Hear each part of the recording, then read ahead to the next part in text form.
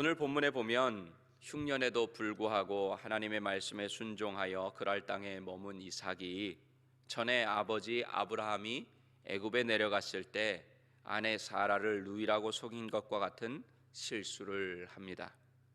그렇게 속인 이유도 아브라함이 말한 이유와 같습니다. 앞에서 하나님의 말씀에 순종한 이삭의 이야기 바로 뒤에 연약한 이삭의 모습을 기록해 놓으신 이유가 무엇일까요? 저는 오늘 본문 말씀에 의지해서 하나님께서 주어가 되는 삶이라는 제목으로 연약한 이삭의 모습을 통해서 연약한 우리에게 주시는 은혜를 나누고자 합니다. 이삭이 사는 땅에 흉년이 찾아온 것처럼 우리 인생에도 흉년과 고난과 시련이 찾아온다고 했습니다. 그럴 때 우리는 두 가지 길을 선택할 수 있습니다. 첫 번째는 당장은 위기를 모면할 수 있고 잠시 숨을 돌릴 수 있지만 문제를 근본적으로는 해결할 수 없는 길입니다. 그것은 바로 애굽으로 가는 길이었습니다. 애굽으로 내려가면 조금 자존심을 굽히면 당장 위기는 넘길 수 있습니다. 그래서 위기가 닥치면 많은 사람들이 넓은 길, 즉 애굽으로 상징되는 넓은 길을 선택하여 그 길로 갑니다. 먹고 살기 위해 그랬는데 하나님께서도 이해해 주실 거야 하며 내려가는 길입니다. 그렇게 이삭의 아버지 아브라함은 묻지도 않고 애굽으로 내려갔고 그 결과 그곳에서 이방인 왕에게 책망을 당하는 그런 수치를 당합니다. 또 두 번째 길은 이삭이 선택한 길입니다. 이삭은 좁은 길을 선택했습니다. 그 좁은 길은 쉽게 상황이 개선되거나 숨을 돌릴 수 있는 길이 아닙니다. 여전히 감당하기에는 어려운 힘든 일들이 그의 앞에 기다리고 있고 그의 아버지가 택하였던 애굽으로 이끄는 유혹과 맞서 싸우며 걸어가야 하는 그런 길이었습니다. 그럼에도 이삭은 그 길, 하나님의 말씀에 순종하는 좁은 길을 선택했습니다. 이렇게 이삭이 좁은 길을 선택할 수 있었던 것은 그가 하나님께서 주어가 되는 삶을 살았기 때문입니다. 하나님께서 애굽으로 내려가지 말고 내가 지시한 곳에 머물러라. 그러면 내가 이삭과 함께하고 이삭에게 복을 주며 자손들에게도 하늘의 별과 같이 번성하는 복을 줄 것이다. 내가 아브라함에게 맹세한 것을 지킬 것이라고 말씀해 주셨습니다. 바로 이삭은 어제 말씀드린 대로 환경이 아니라 하나님의 말씀을 선택했습니다. 즉 하나님께서 자신의 삶의 주인이 되심을 믿고 받아들인 것입니다. 이삭은 하나님께서 주어가 되는 삶을 선택했기 때문에 흉년을 어떻게 했어요? 어렵고 힘들었지만 이길 수 있었습니다.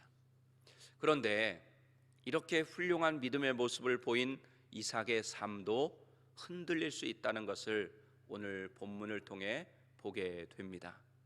흉년이라는 거대한 위기, 그 땅 전체에 임해서 누가 어떻게 손써볼 수도 없는 그 위기도 하나님의 말씀 하나 붙잡고 순종한 이삭이 오늘 본문에 보면 사람을 두려워하여 아내 리브가로 인해 자신이 죽을까 봐 아내를 누이라고 속입니다.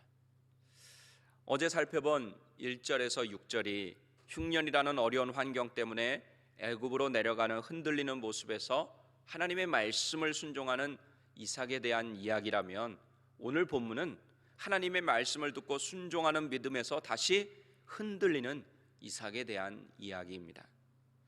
어제 읽은 본문이지만 우리 다시 한번 창세기 26장 3절에서 4절을 읽겠습니다.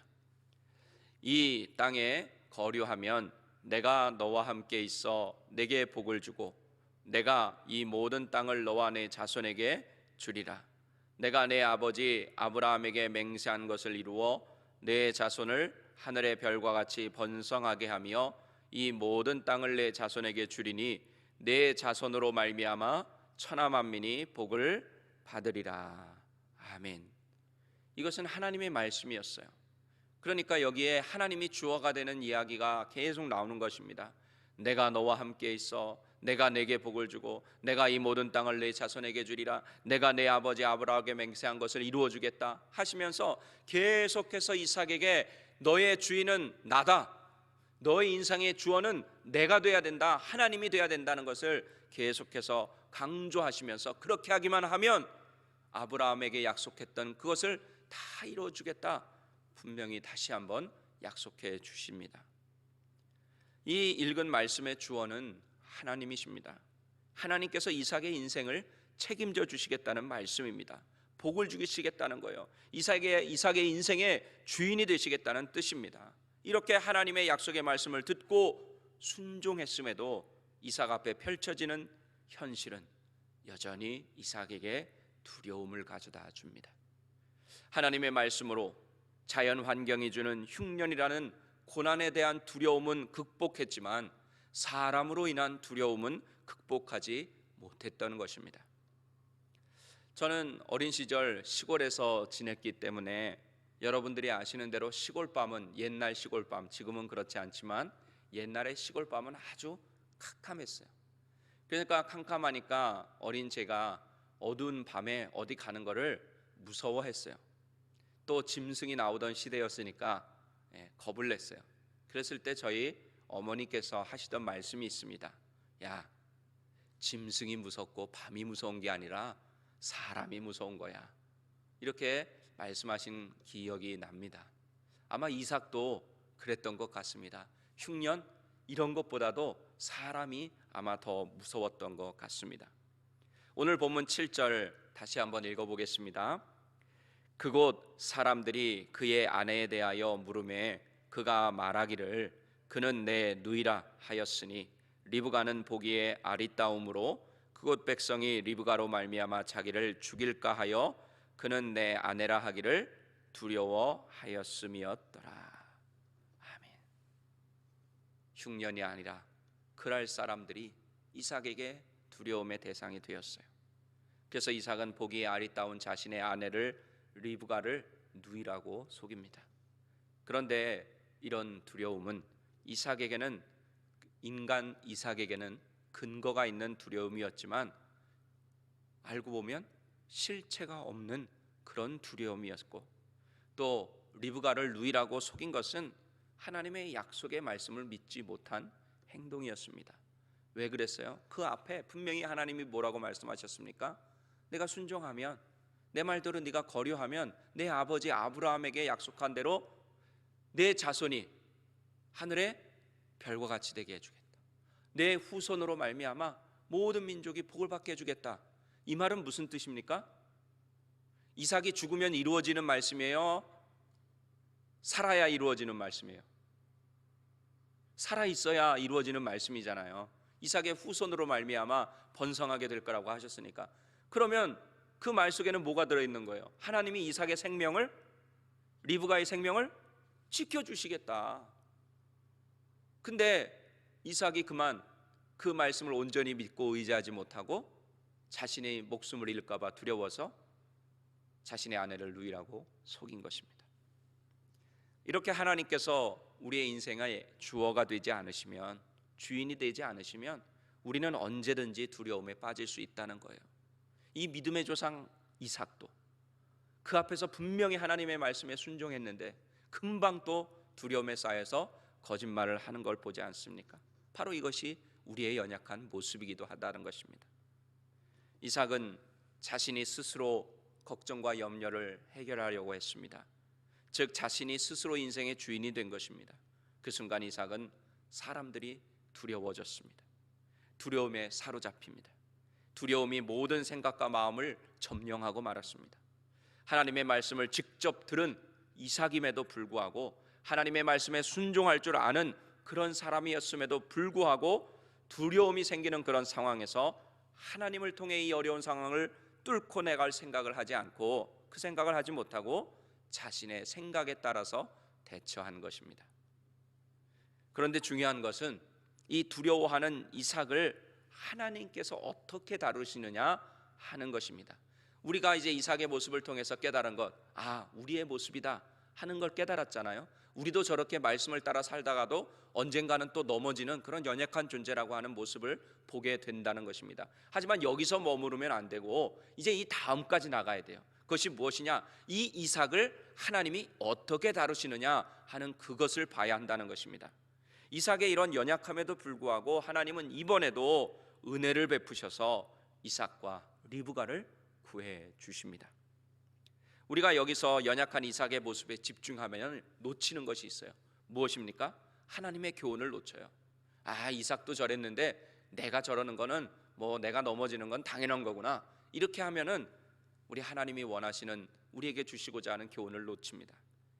이삭의 연약함에도 불구하고 보호하시고 복을 주시는 은혜를 주신 그 하나님의 모습에 집중해야 됩니다.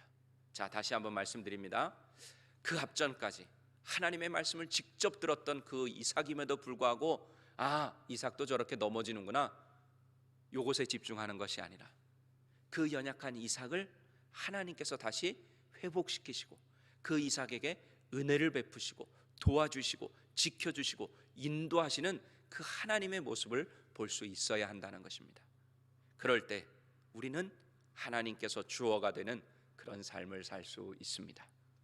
하나님의 음성을 듣고 하나님의 임재를 체험했으며 하나님의 약속의 말씀을 받았음에도 불구하고 두려움에 빠져 실수하는 이삭의 모습을 보여주시는 것이 오늘 말씀의 목적이 아니라 부족한 이삭, 어제는 말씀에 순종하지만 오늘은 흔들리는 그 이삭도 하나님께서는 지키시고 보호하여 주시고 복을 주신다고 하는 것, 그 사실을 보여주시기 원하셨던 것입니다. 그래서 우리는 하나님을 신뢰하지 못하고 두려움에 휘둘리는 이삭의 모습에 집중할 것이 아니라 믿음이 있지만 흔들리기 쉬운 연약한 이삭을 대하시는 하나님의 모습에 집중해야 합니다.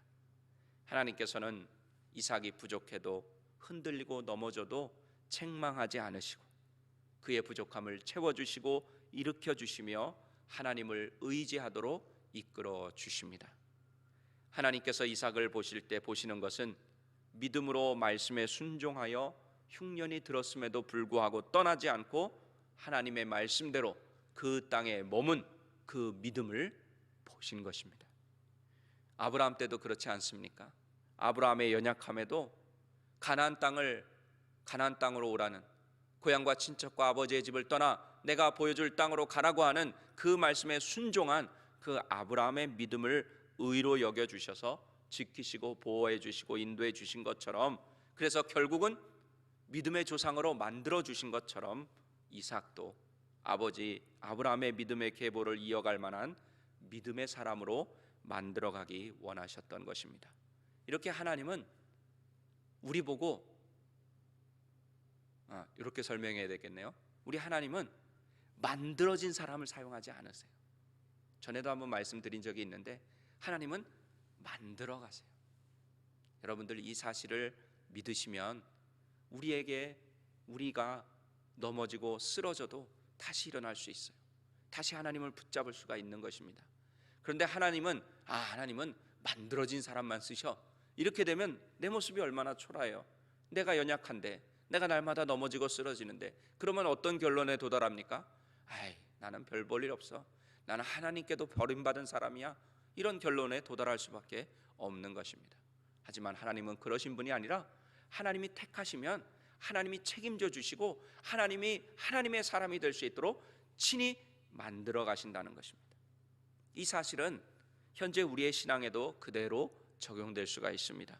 믿음이 연약한 우리에게 얼마나 큰 위로와 은혜가 되는 말씀인지 모릅니다. 사실 우리는 이런 하나님의 은혜를 체험한 사람들이에요. 하나님은 우리가 아직 죄인 되었을 때에 우리에게 먼저 찾아오셨습니다.